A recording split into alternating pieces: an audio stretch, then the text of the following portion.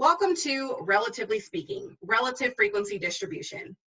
This lesson falls under the larger topic of two-variable categorical data.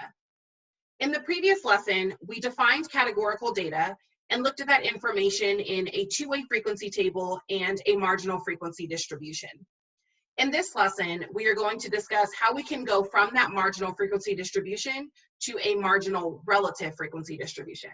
Let's begin with some vocabulary. A relative frequency distribution represents the relative frequencies for joint data displayed in a two-way table.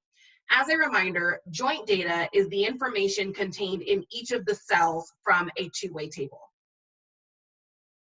A marginal relative frequency distribution takes that relative frequency distribution and adds an additional row and an additional column with the totals for each row and column. Next, we are going to create a marginal relative frequency distribution given a marginal frequency distribution for a particular scenario. So here we are looking at activities preferred during hot weather for 3 different age groups, and we have the survey responses recorded in this marginal frequency distribution. We are going to construct a marginal relative frequency distribution of this same data and represent each ratio as a percent. In order to determine the ratio for each cells, we will look back at the marginal frequency distribution.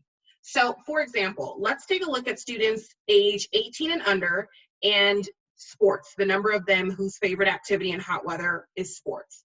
So we can see here that there are 20 of them. So we can take our 20 out of the total.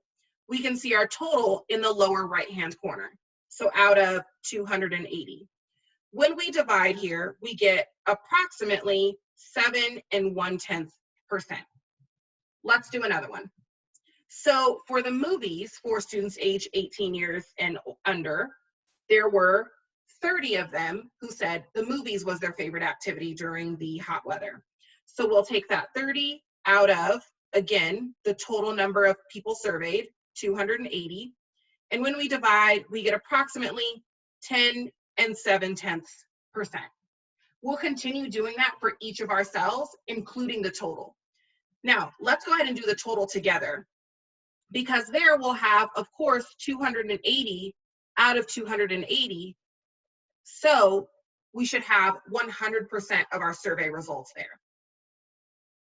And sure enough, as we complete our table, we can see the information for each of the cells, as well as that 100% in the bottom right-hand corner, representing the total of the participants surveyed.